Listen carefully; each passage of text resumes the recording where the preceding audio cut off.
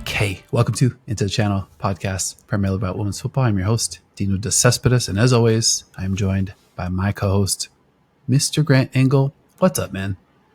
I'm feeling fantastic, buddy. There's some less than fantastic results that we're going to discuss. We're going to try to make this not the bummer show of the week, but ups and downs, wins and losses. That's life. Yeah, let's make it a fantastic show. We can do that. There's nothing stopping us from doing that. I think Sure. it's well within our purview. Where you want to get started? Let's get started with Orlando getting the shit kicked out of them and that being extremely unenjoyable. Yeah, that felt extremely not fantastic. It wasn't. As you know, as has been covered on this show, you boys helping to raise a newborn around these parts, so things are a little tricky. Boys got to catch up on some of these matches after the fact. Unfortunately, had this one ruined for me. But I saw the score, came through maybe in a Blue Sky or a Threads, and I was like, first of all, I was like, oh my god, I cannot believe this fucking scoreline. And then second of all, I was like, oh my god, that plus 375. Hopefully, somebody out there took it. Try to tell them, you don't want. Just try to tell them that was live. And then it just took me 2 days to kind of circle back and be like, all right, I'm going to sit down and watch this tape. I'm just going to swallow it and see what we see. And I think like the encapsulation for me is a couple weeks ago, I was watching an Orlando Pride match and the commentators mentioned Seb Hines using a word that sent a chill down my spine, which was experimentation. And I think safe to say that experimentation has gone awry. My Orlando Pride, our Orlando Pride, winless in 7, outscored 12-4 over that stretch. Your boy's been known to, have the occasional double take, checking out what's going on in San Diego, or sending the wayward late night DM to Racing Louisville. But in my heart of hearts, I'm an Orlando Pride fan, and this one really, really was a tough one. What did you think when you saw that scoreline? Pretty much the exact same thing happened to me, buddy. I was out. I had something that I needed to take care of, and then I accidentally had it spoiled for me. And I've been dreading even talking about it. It's just, It was all good just a few months ago. And now it just feels like we're really struggling to keep the wheels on this thing. Oh my gosh. Yeah. I mean, Orlando just can't really score. They're not really making, they're just not really putting a lot of pressure offensively. And I think this match was the match where defensively kind of like the dam broke a little bit. Yeah. And, we talked about, Sam's, as an outside back. This match was like, we had Sam's on the outside, Corey Dyke inside with Rafaele, as a center back partner. The defense did pretty well early, against that Chicago attack. I think they did really well neutralizing like Ali Schlegel, I think, who had the least impact. But Lujmila was an absolute problem. Jamise Joseph was an absolute problem too. And I think the physicality of how Chicago played just really bullied that Orlando defense. Not really used to seeing that. Obviously, no Barbara Benda, that goes without saying, but no Kylie Nadanner as well, who I think is in a lot of ways like the heartbeat of that defense. And I just wanted to like point to what I thought was, well, I think the fourth and fifth goal really tell the story. The fourth goal, Julia Grosso is like making a run, and and Lujmila is just kind of in a trail position, like, oh, I'm just gonna like, I'm here. Nobody steps out to Grosso, and she's just able to walk in and just kind of bang one in. And then Lujmila comes back on the fifth goal, and just put the final nail in the coffin. And I think the most heartbreaking moment was after Lujmila scores, Rafaele, who had been in a real battle, they went back and forth all day. The ball's in the back of net, and Rafaele does this half-hearted offsides, like, it wasn't offsides. It's just it was so deflating. And I think Lisa Carlin, who was on the call with Merritt Mathias, in a very weird moment, asked Merritt what it would take for the Pride to repeat as double winners, which at that point, I think I almost fell out of my chair. I'm like, am I like what planet do I live on? Like, this is a sheer impossibility. We might need to have to start having the conversation about Orlando potentially missing the playoffs, or maybe having a battle to kind of keep their spot. Certainly feels that way. I mean, they're 1 point ahead of Gotham FC and Seattle Reign FC. They're 4 goals behind the Bats in goal differential and only 2 ahead of Seattle Reign FC, which might seem like a pretty steep mountain for Seattle to climb the way they're attacking in their own right. We'll talk about them later. But yeah, I mean, it's live, man. Like you talked about it last week, the way Houston Dash has looked recently, they're sitting on 23 points. So they're 5 behind Orlando, 3 behind Racing Louisville, 4 behind the Bats and the Reign. Do you mean to tell me that Houston Dash hasn't looked significantly better than both Orlando and Seattle? Way better. I think so. I mean, Houston's. I mean, they're really coming on quicker. Like it's funny. Like we just kind of like were sort of adjacent to the roller coaster, and then I think we both kind of hopped on right at the right moment. And now this team's really, really cooking. I think ultimately there's going to be a 5-team battle for those last 3 spots because Houston specifically, they have a really tough final 5 matches. So get ready for this: at Washington, host Orlando Pride, at Angel City, host the Kansas City Current. And then they have to go to Portland to play the Thorns. So that's a little bit of a gauntlet for them for Houston. So we're going to see what true. Houston's made of, I think, as we kind of hit the final stretch.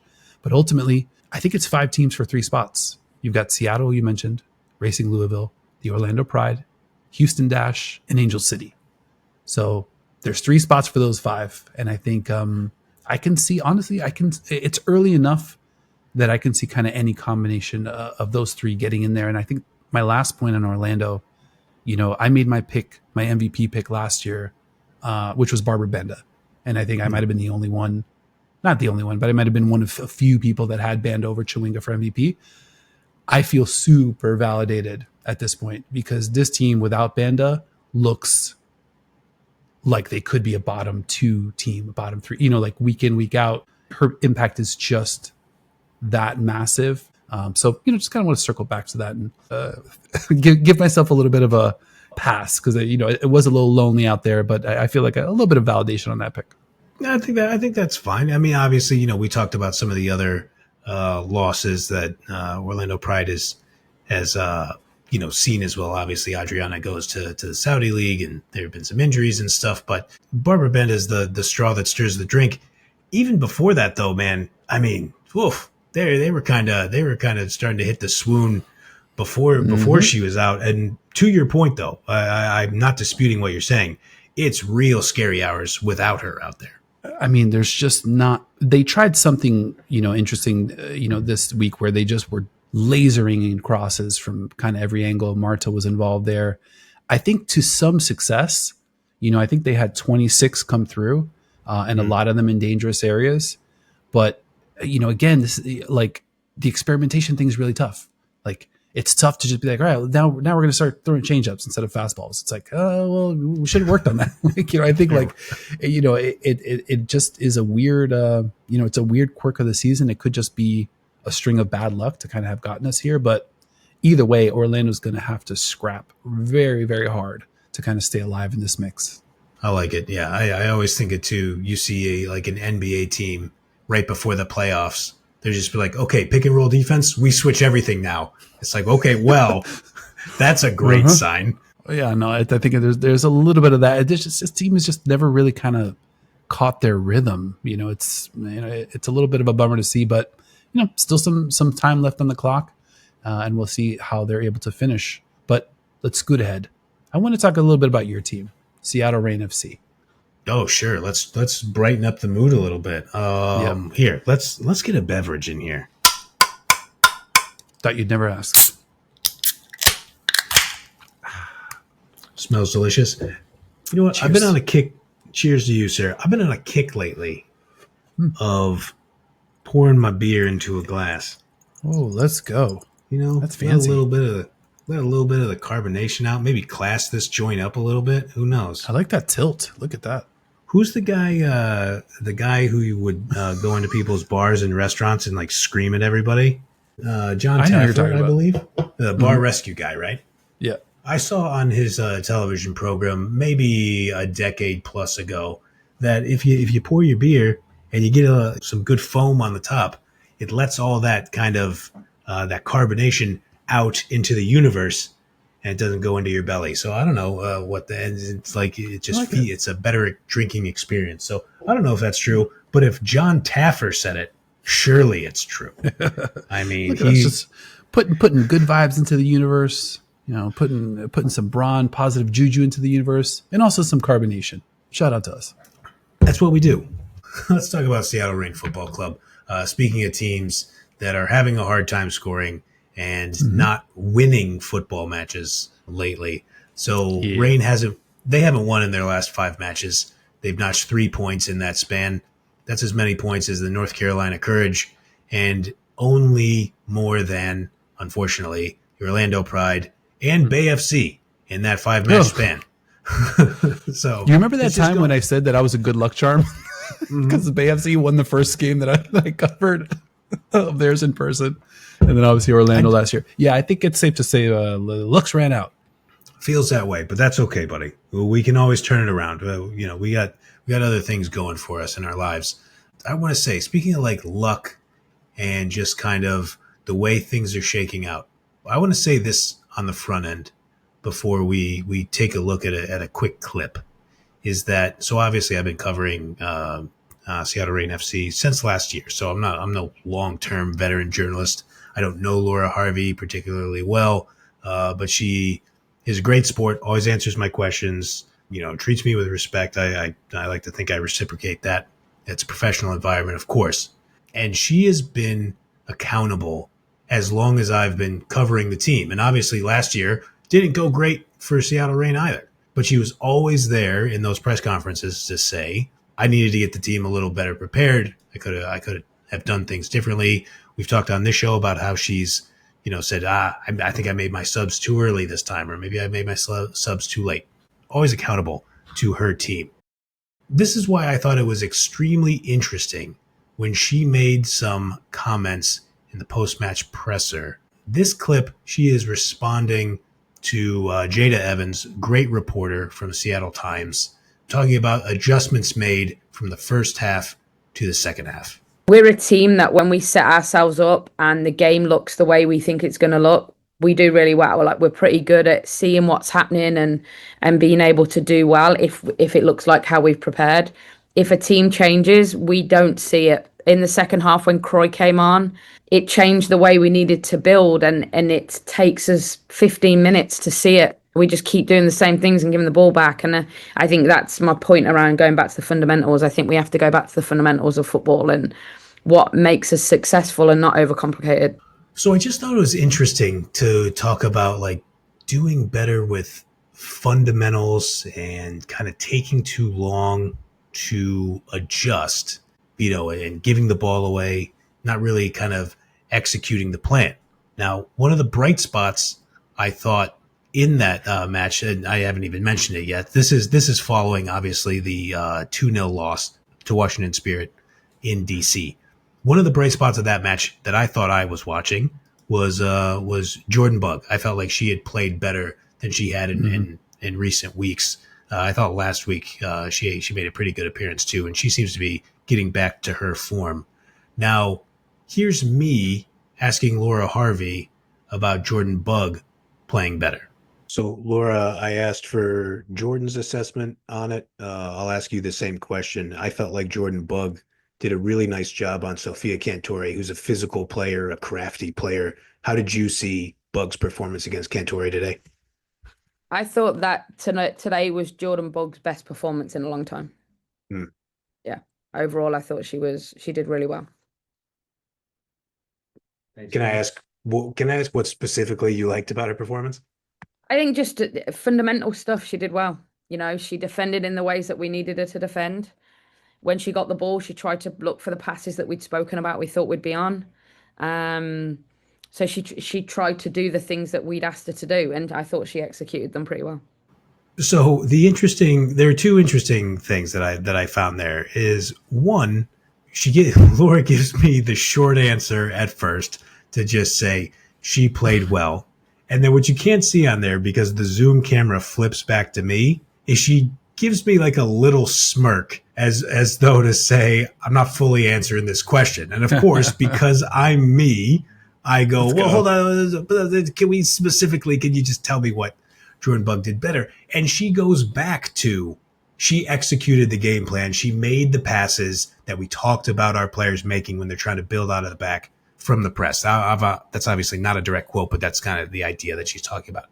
And so I think you just got to ask yourself, Laura Harvey, who is constantly accountable, constantly saying, this is on me, I got to prepare our team better. When she is openly saying, we didn't play to the game plan, I got to think, and this is me surmising these things, it feels like she's really frustrated with the way her team is absorbing and executing the game plan out there.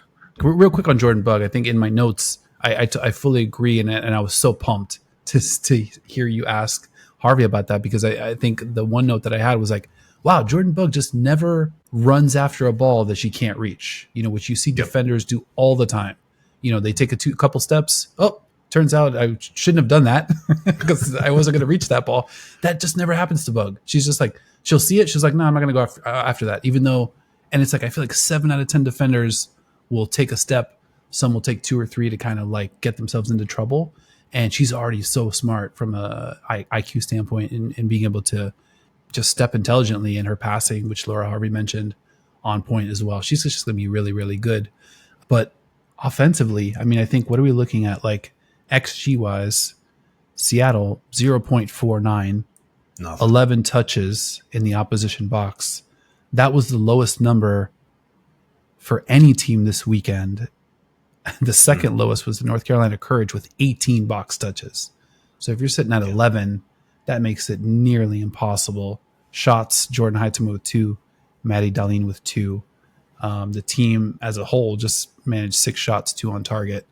So you just really can't. You've got to be able to penetrate a little deeper. And on this day, Washington was really sharp. I think Lacey Santos, Seattle had nothing, no answers for Santos.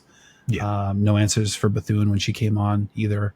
Trinity Rodman just dunking all over me for for talking shit about her, crying to the refs. Had the highest rated player this weekend according to FOTMob.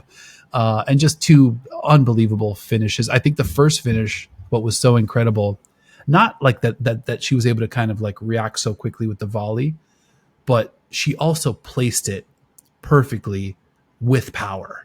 And it's like, we talk about, you often see players shank that more often than not. And not only did she stick it, but she stuck it with authority. And that's why she's awesome. Yeah. Well, I mean, clearly one of the best players in the world.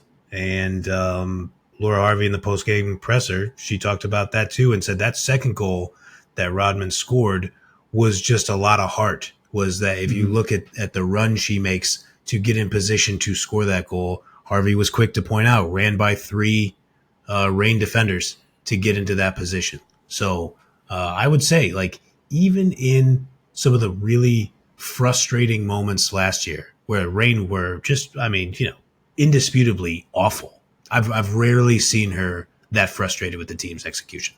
I think she knows that, like, the talent's there, the skills there, the opportunities there to make a run here. Like, it's like, all right, Casey's running away with it. Everybody knows that, but there's just such a hodgepodge, like with everybody else, that you could. I'm not sure a home playoff match is in the cards for Seattle, but they could win a playoff match. I don't think that's out of the realm of possibility. And I think considering where they were at last year, I think that's a huge step up for them. And I think there's still players that we haven't seen get incorporated fully. Mia Fischel, Lynn Biandola, I know she's dealing with that injury, but there's still some things to happen. And I think credit to Laura Harvey for not, sort of leaning into that and really just sticking to, like, hey, this is what's happening on the field. We're just kind of focused on these players and fixing what's here. And if we can add, personnel to and reincorporate that into our rotation, that's great. But we've got to sort of focus on what's in front of us. For sure. And I think just one more quick thing on the Washington Spirit in terms of, compared to Seattle Reign, in terms of a measuring stick, yes, this is a massive improvement from last year for Seattle, just not in the class of Washington Spirit. Nor should they be. I mean, you talk about Lacey Santos. You think about, they bring on Croy Bethune late in that clip. Laura Harvey talked about it. You bring on Bethune, it's a completely different look. She's one of the best players in the world, even at her young age. Sophia Cantore, even though I did think Bug, held her down for 65 minutes, that's 65 minutes that your best center back has to be preoccupied with Sophia Cantore. Yep. And you're just going to get run down by that. And so I think the evidence was certainly there. Massive improvement for Seattle Reign this season. Still a long way to go before they're competing with a team of that caliber. Yeah, no doubt. I want to talk, I know a little bit out of order, but Washington Spirit monster matchup this weekend versus the KC Current. I mean, that's a lot of points going head to head in a very tasty Week 20 matchup. This one going down in Kansas City. I don't want to get robbed of like a full both sides kind of like really going for it, because like the lead is such that Kansas City shouldn't really be feeling too much pressure. But on the same token, this might be the team that you run into in the playoffs in the second round, or possibly in the final in San Jose. So do you want to come and like kind of show up and get rolled in your house? Probably not. So this might be one of those, maybe one of the last 2 or 3 matches down the stretch where Vladko really kind of like unleashes and wants to like really make sure that they walk away with the 3. If KC wins this one, they'll be just 2 wins away from the Shield. Again, we talked about it last show. September 26th is the key date. If they're able to kind of run the table over their next 3 matches, KC just basically wraps it up, which would be massive. So I think big stakes in this one, even with that large lead. What are you going to be looking for? I'm going to be looking for KC's defense to continue to try to smother every team they encounter. Yeah. They have a extremely long clean sheet streak. The last goal they allowed was Uchenna Kanu's 88th minute goal on June 14th. Now, I do think it's important to mention that there was a 1-month break there where there were no matches while the Euros were going on. Still, that would be 7 full matchups since then in which they have not allowed a goal. Lorena, their great Brazilian goalkeeper, ended up on the injury report with a knee injury late last week. But we've talked about Laurel Ivory before, who is probably, for my money, one of the absolute best backup goalkeepers in the league. But here's the helpful part for Laurel Ivory as well. She only had to make 1 save last week against Bay FC to keep that clean sheet. So if you don't have to make that many saves and you have a good goalkeeper back there, I think the defense is in pretty good shape. Yeah, I feel like this weekend's going to be a little trickier if Laura Ivory is got to take the reins. But I mean, she's got the skill set. I mean, I think she is the best backup keeper in the league. That would be my first pick. But KC's defense, I mean, you mentioned it, like they're just so smothering. They're intense. They want the ball back. They just don't let you do too much. I mean, you look at what Bay was able to do against KC, 7 shots total. 0.24 XG for the game for Bay FC. Yeah. So, I mean, just nothing doing. KC dominant. Another 2-0 win for KC. Pretty much their flavor of the season. And I love that they're playing that way, because we saw it last year. If you have a dominant defense, you're absolutely in every match, especially in this league, especially down the stretch, when fatigue and injury and all that kind of stuff happens. And just the windows get tighter. So I'm really, really excited to see what KC brings to this matchup. And the Spirit, I feel like that performance against Seattle was, aside from your covering of that team, that was a performance from the Spirit that I feel like we've been waiting to see. Kind of go out there, keep control of the match the entire way through, dictate everything, the tempo, the field position, just wire to wire. We just haven't seen that from Washington. So a perfect kind of table setter for a massive matchup this weekend. Yeah, no doubt. I mean, if you think about the Spirit's 2 best matches, at least recently, they must have something against the Pacific Northwest, because they had that dominating win coming out of the international break versus Portland Thorns, and then did it again against Seattle Reign. And I had actually mentioned it, probably could have grabbed this clip too, but we probably don't need that many clips. But I asked Sam Meza, it was Meza and Bug in the post-game presser, when a team presses you like this, and I think I had referred to, because, I always got to get my jokes off, that I said when you watch Washington Spirit play, it looks like they flew over from Barcelona and they play like a Spanish side. And for what it's worth, Jordan Bug chuckled at my joke. And, I just asked Meza, like, how do you even play against a team that's trying to press you into oblivion like that, especially as a defensive midfielder when you're pinned back? And she just kind of shrugged and was like, it's really hard. Like, you have to have your head on a swivel and be looking around for that pass. Like what you and I like always talk about when teams do play Barcelona, it's like you have to be thinking about that second pass, the third pass, just to escape the press. Yeah. And Meza had mentioned, like, she didn't think they did a terrible job at it. And I agree with her. I don't think Seattle was, they didn't look like totally overmatched, but they looked like they were in trouble the whole time. Yeah, they were definitely in trouble the whole time. And I think what kept happening was exactly what you said. Washington was taking away the first, second, sometimes the third outlet. And then that would force one of the midfielders or one of the backliners to have to kick a 25-yard pass. And I think they're not used to that pitch. So the ball would just die. And then all of a sudden, it's like Lacey Santos is now running the other way with it, or Hirschfeld, it just kind of kept happening. And it reminds me of what Laura Harvey was mentioning. It was like, oh, it's taking us 15 minutes to figure out that we're doing something wrong and we need to change it. It was just a tough day, a long day for Seattle all the way around, I'd say. Created by Washington Spirit, which is why we get to see Kansas City Current versus Washington Spirit go up against each other. It's going to be a hell of a football match. We'll be locked in. Yeah, no doubt. Kansas City, I want to talk about what they did last weekend, week 19. We talked about a little bit, dominant 2-0 win over Bay FC. They outshoot Bay 22-7. They get more shots inside the box, 16-4. But shots. You look at shots on target. Actually, no, 10-1 for KC. They dominated there as well. On the heels of that loss, the team announced that head coach Albertin Montoya will be stepping down at the end of the season. I got a chance to ask Albertin a question. Coach, I just wanted to ask real quick, turning a corner, like not having been able to do that thus far this season, what's the corner tactically or strategically that this team has to turn to get to that big goal, reach that playoffs? What are you looking at down the stretch that you haven't really been able to crack so far? That's a great question. That's what we were asking ourselves. I've highlighted this for quite some time.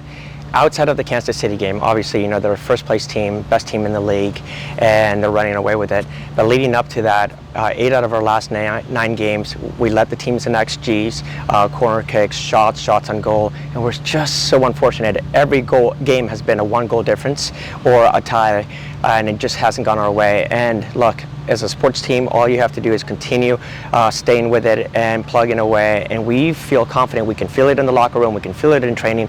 We're so close. We just need this one win, and I think once we get this just a little extra energy from 3 points, it's going to change things around, and that's all we've been concentrating, and the players feel it. That's actually one of the things they're looking forward to. They know we're so close, and it's just a matter of executing and getting 3 points. What was your read on Montoya's answer there? I don't hate it. I think I've heard plenty of managers say it, like, hey, we're creating some chances and the ball's not getting past the keeper. I don't think he's totally wrong about that either. I don't think he's not blaming the luck monster. I think Bay FC has been able to take some chances. I do think too he was honest that, hey, not so much against Kansas City Current. It was mostly one-way traffic in that one. But he had talked about those previous matches. So yeah, I think there's some of that. The problems are greater than that, but I think he raises a good point that there have been some times where you and I have just watched and been like, how many times is Rachel Kuninaji going to hit the post? And we know she's good enough to score those opportunities. Yeah, absolutely. But I fully agree with you. I think the Kuninaji's situation is sort of like a double-edged sword, because she's so good and she gets so close on her own that it can kind of fool you into thinking, oh, we were close, or the XG, like Montoya said, the XG is like we're in the neighborhood. Either way, I think my big issue, and I've asked Montoya about this a few different times, especially as the team started to backslide. What's different? And I think pretty consistently, to his credit or to his detriment, it's been nothing. Like, we just need to kind of stick to what we're doing. We need, like the ball to kind of bounce our way. And if it's me, obviously, like, I put my GM hat on. If it's me, I'm like, either he's playing coy, he's not going to tell me, or here's what we're doing that's new, or there's not that many new ideas. And I think you watch this team week in and week out, and you're just like, there aren't any new ideas. This is the same thing this is getting worse because it's the same version. And now you're playing teams that have a bunch of tape on you, and you're not bringing anything new to the table. It's the same, Kundanagi thing, the same, all right, what can we do? Didasco's been, problematic, like running so much of the offense, through her as a starting point, like that. And I understand the move for sure, and I like the guy, he's got a good positive attitude. He definitely brings a lot to the table, but pretty much week in, week out, have been underwhelmed by, the lack of adjustments. We want to see adjustments in game, but we're not even seeing adjustments week to week. So I think that the move probably warranted, but wish the guy the best of luck, but I think a move that had to happen. I mean, it's a results driven business of football. I mean, what can you do? It's not funny that Albertin Montoya is taking another job. I mean, that sucks for any competitor, coach or player when you kind of have to move on. But the statement was very like kind of startup-y, where it was just like, we're moving into like a new phase and like all these things. I was like, wow, we're really leaning into the Bay, Silicon Valley kind of lingo there, huh? Yeah, we're all failing fast out here. I'm not gonna, like, what are you gonna do? I mean, my antenna went up, I would say, like, this would have been before the break, so maybe a couple months ago. I think Montoya let it slip in a presser. He was like, well, for as long as I'm here, and I was just like, you called that. Okay. You called that early. Yeah. Yeah, I was like, all right. So I think, that means that there's maybe been some, some expectations set and, some ramifications tied to those. But I think, I don't know, we all kind of knew where things were headed. I'm interested to see, how Bay finishes, what they do from a personnel standpoint, who they bring in to kind of like sit in that seat. Because I do think franchise got a lot going for it. Like the place rocks. I mean, it's a really great setup, very professional franchise in terms of how they do business. So I think they're going to make the right move, and I don't think that Montoya was the wrong move. It's just this is kind of like the nature of sports and the evolution or the growth of a franchise. You making the playoffs in your first year is a nice piece to build on. But yeah, I think we'll see what happens from here. And again, still some football to be played for Bay and for a lot of these other teams that are fighting for a playoff spot. And we talk about it's a results based business. If Asisa Oshuala scores 12 goals last year and scores 12 goals this year, it's a different story. Everything's different. So like, that is not going to help. I mean, I have to throw Kundanagi in there as well. And I will never I don't think I've never seen her play a bad game in the NWSL. Maybe if I have, maybe I have. If I did, I forgot it, because every time she plays, she is great. It just is not really translating into goals. And I think maybe too much was hitched on that. But there's not a lot of players I would take before Kundanagi if we're drafting, a Madden franchise style, and we're kind of resetting the deck. I think she's so good. So I hope they do, just basically, rework it and rebuild around Kundanagi.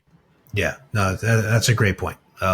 You'd like to see some more from her as well, but it's like, she's not the problem, but she is paid to kind of be the solution. And she hasn't quite been that just yet. Yeah, perfectly put. All right, well, we're talking about some teams fighting for some playoff spots. This team, Gotham FC, I think we got in our mind that, maybe they've been up and down and maybe back up again. I think arrow maybe pointing firmly up.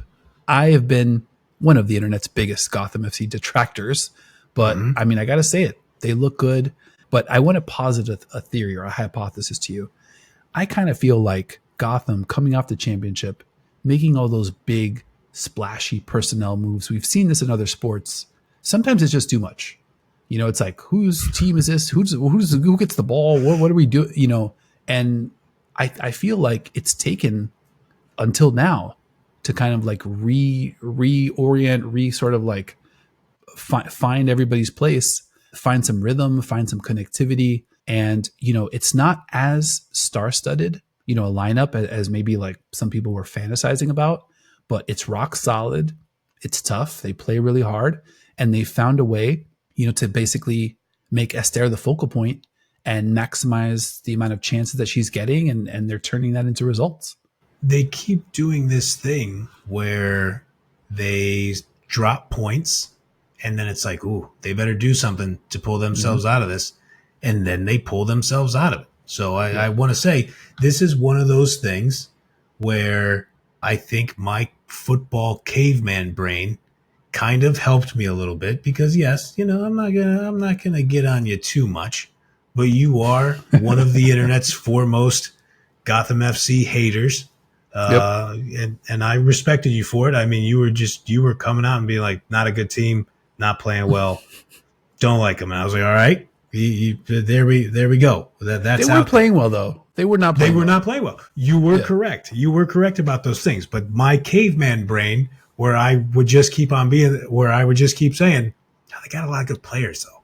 Which you have watched. Yes. And you've watched that lead me astray several times.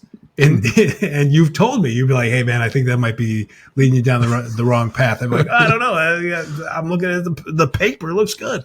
Now, in this case though, I think it feels like they're going to have enough to hang on. And I just want to cite this example. So, they're down 1-0 to Angel City this past week, and they bring on 2 second half subs to start the second half. And that would be Midge Purse and Rose Lavelle. Pretty good substitution window, if you ask me. I'd say so.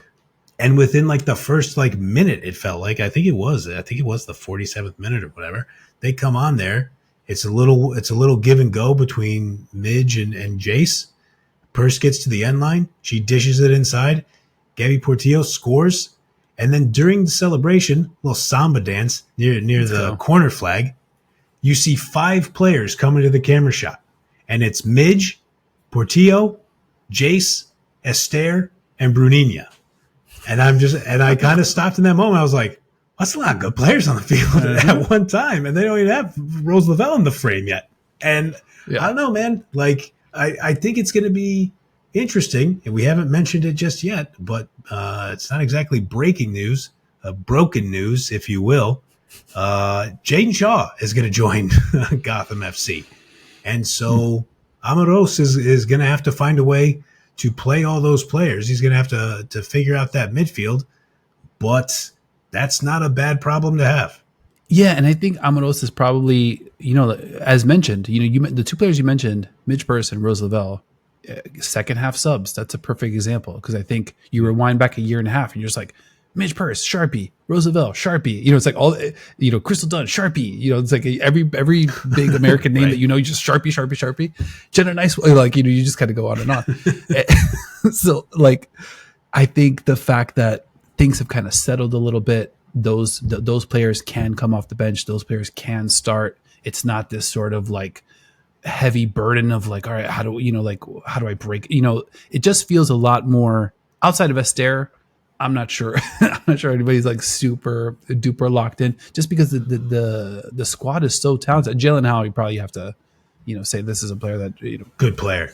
Yeah, let's break the Sharpie out for Jalen Howe. But and I'm sure I'm missing a few, but case in point, I feel like that team has kind of bought in to Amaros and maybe the rotations and the lineups and understand that it's bigger than we're an all-star team. Because I think they got maybe humbled a little bit last season, and they're still a long ways from the very, very tip top of the league.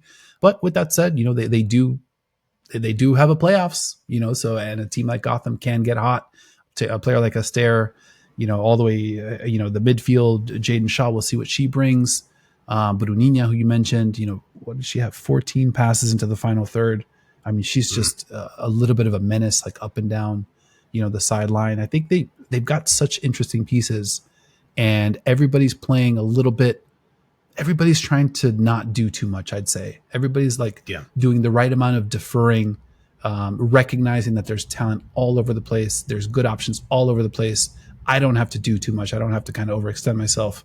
And I think there's something about it that's working.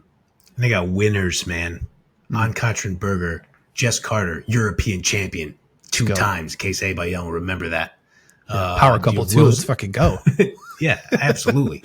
Rose Lavelle, Esther, and I think we've talked about her a little bit, but not nearly enough on this podcast just yet. Sarah Shupansky, which, first of all, let me just say, as somebody who went to college in the Midwest and was originally born in the Midwest before I started to move to much nicer places in the country, Sarah Shupansky, that's a Pittsburgh name if I ever heard it. And she was born in Pittsburgh, played for the Pitt Panthers, little ACC football, 32 goals for the Panthers in her career. This is her rookie year. She's leading the bats in assists with more than 1,200 minutes played, up and down that right wing.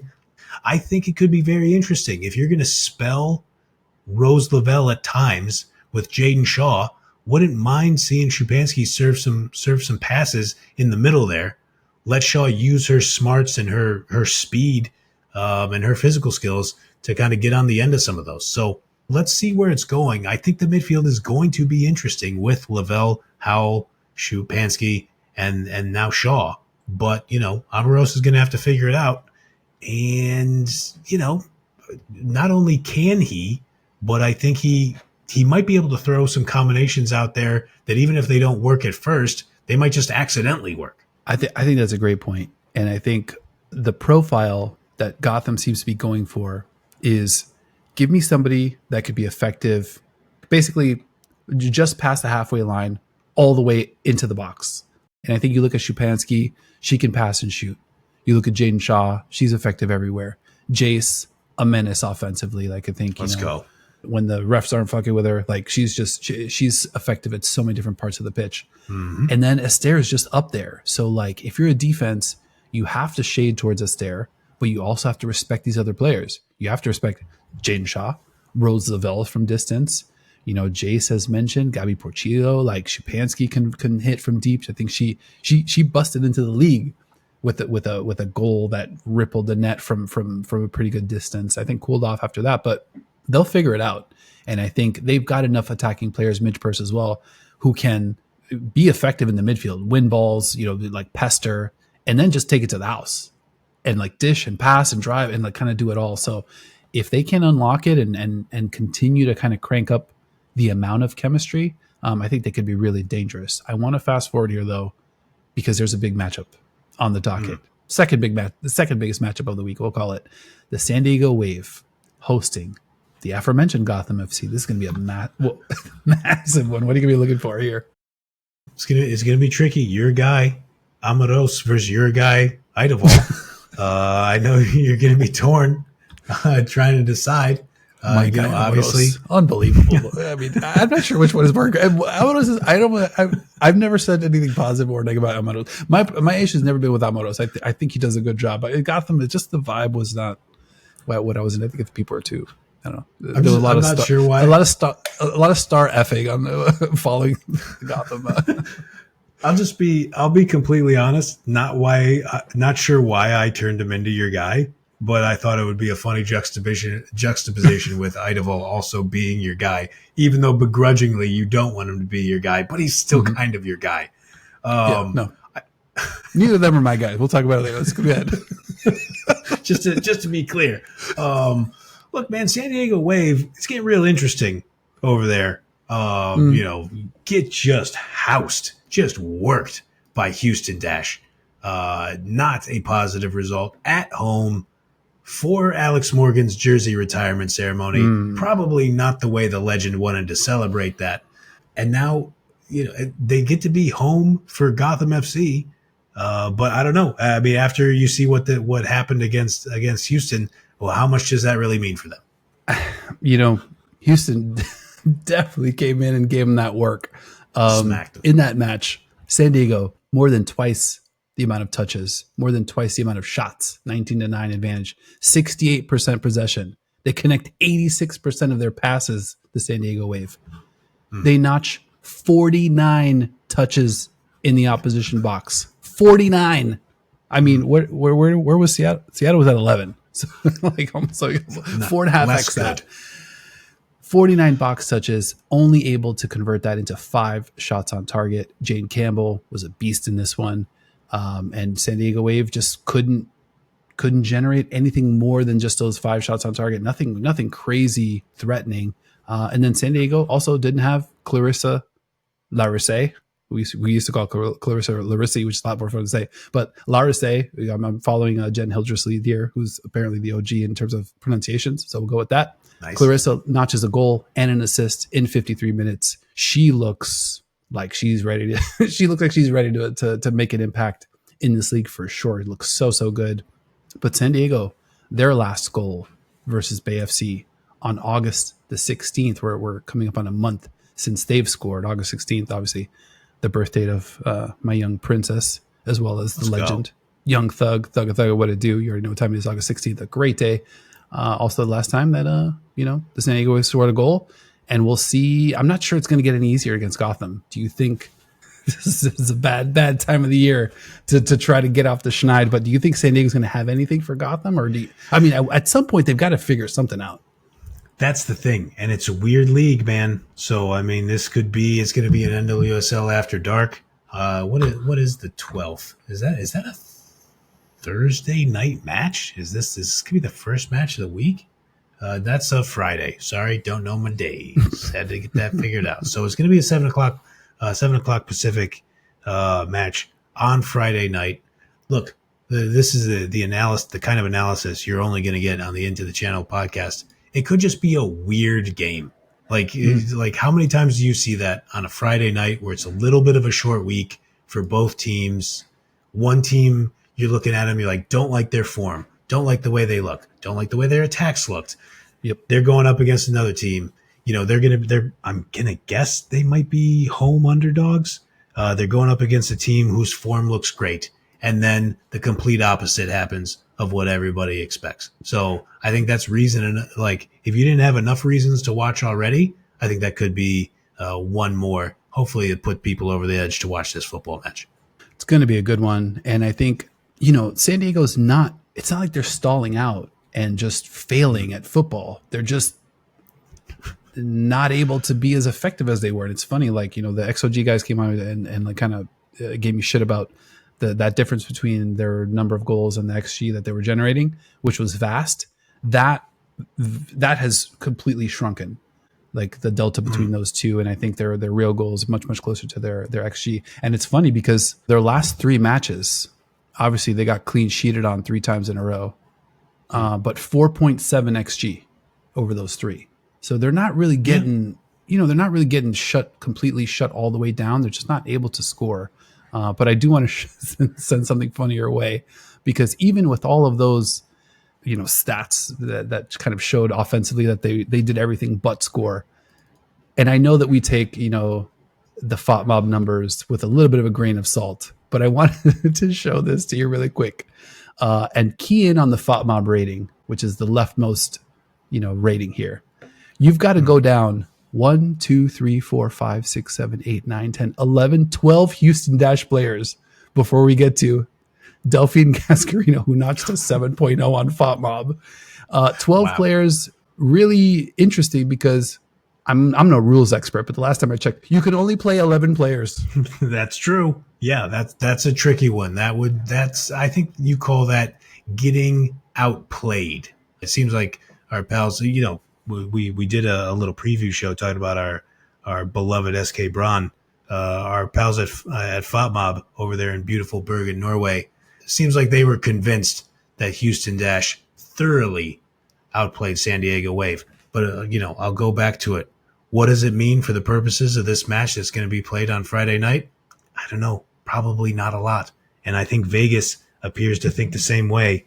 San Diego Wave to win plus 135. Gotham FC to win plus 190.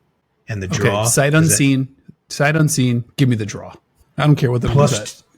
It's only plus 210, which I think the fact that it's only plus 210 and you have, San Diego Wave at home plus 135, Gotham on the road plus 190, and the draw plus 210. You know what? No disrespect to the people who work at FanDuel, you're cowards, because all that is just you shrugging, going, I don't know. Yeah, one third, whatever. Keep it moving. Yeah. I mean, yeah, that's a stay away for me. You know, I'm always happy. I was hoping, I'm like, I'm like 270, 280, a little bit below, but I think a draw is kind of tasty there. 210, that's a little bit tight. Jaden Shaw revenge match, if she's able to dress. How about that? Heading back to San Diego, the old stomping grounds. I'd love to see Jaden Shaw send a message here, and she scores. Shaw scored against Utah, and had a decent game. So I think we could be seeing something if she's going to be ready. But the other fun quirk about this one, Gotham, obviously they're 6th in the table, 27 points, but they've got a chance because they've got a better goal differential than the San Diego Wave, and they're currently 3 points behind the San Diego Wave. They could jump all the way up into 3rd if things break their way and they're able to go on the road and get a big win versus the Wave. That would be an absolute shocker, considering the conversations that we were having earlier this year, at least for your boy, because I thought they'd be on that bottom half of the playoff mix. And again, a lot of football to be played, but to see them have one match away from climbing up potentially up into 3rd, very, very impressive, especially considering that I think 2 through 12 is going to be, maybe not 12, 2 through 10 is going to be very, very interesting, I think, as the playoff race kind of shakes out.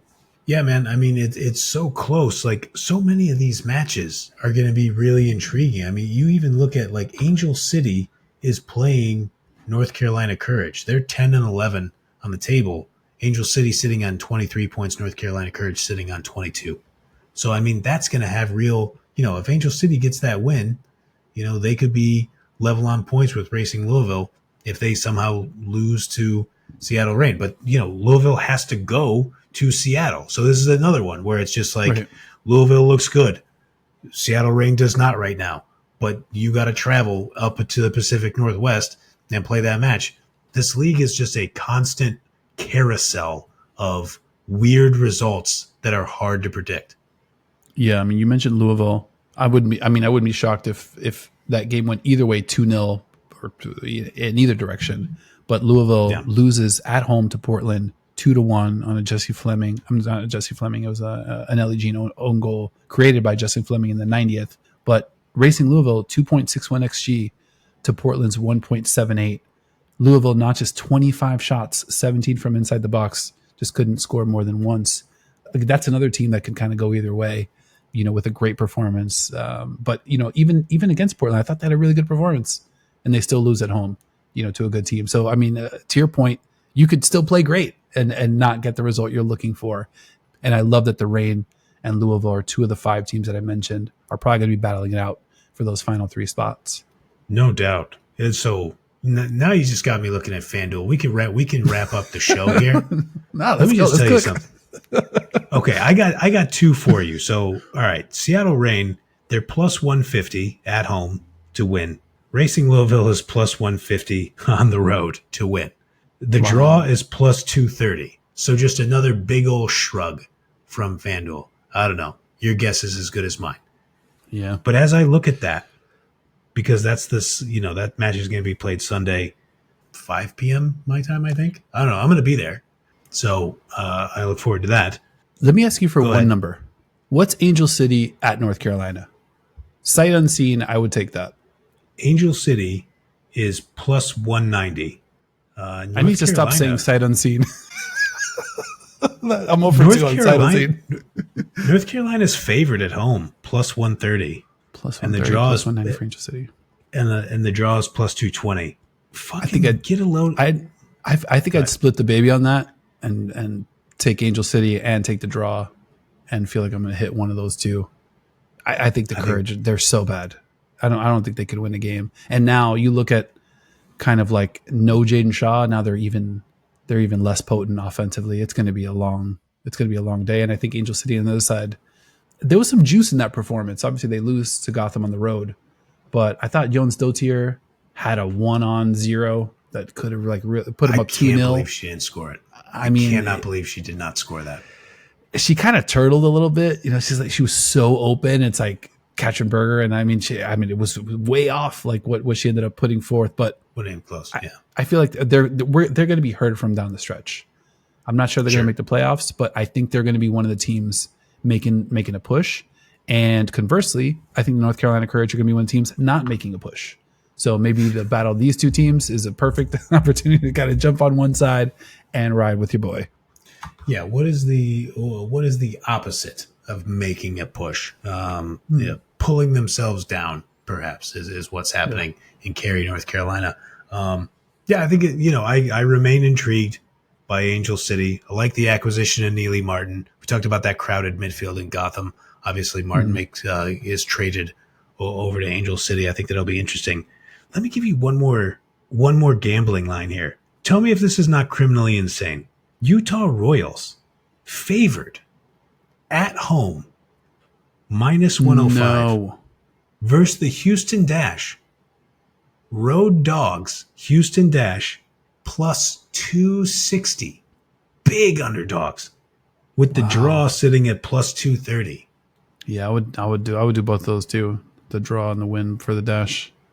This is sort of like we laughed about this, like when people were making fun of me we're like, oh wow, well, okay, Louisville's better than Orlando now. It's like, all right, Louisville's kind of falling off a little bit, but it's the same idea. It's like we don't need to look at like these results from April or May, like they're completely and wholly irrelevant. And I think Utah playing a little bit better, the Dash playing a lot better, and I think the Dash have a lot more to play for. And I think Utah not quite the cauldron after coming in there on the road. I think teams can kind of go in there and get results. I love Houston. I mean, I would definitely jump. Houston, Angel City, I would take long, hard looks at both of those road teams. I wish the Angel City number was better, but that Houston number is quite tasty. I mean, Utah Royals 1 win, 3 draws, 1 loss in their last 5. I mean, they're looking up a little bit. We've, tongue in cheek asked the question, better without Ellie Sentnor. I'm going to go long term. Long term, I think I'm selling that. I don't think that's likely not true. But yeah, I don't know. Maybe one day we'll turn this into a gambling podcast. Don't hold your breath. This is a women's football podcast, an SK Braun podcast, a Lily Johannes podcast, if you will, who, just quick aside, the young American knocking home a goal, looking like she fits in the Lyon system, to say the least. I would say so. I mean, I think, and Lyon, remind me, they'll be in the Champions League this season, right? We mentioned that we're a Champions League podcast. Yes. We're also a Senior Gopsec podcast. Go back and check out our little mini episode you may have missed. Quick episode calendar. We will be back again next week to go into the NWSL.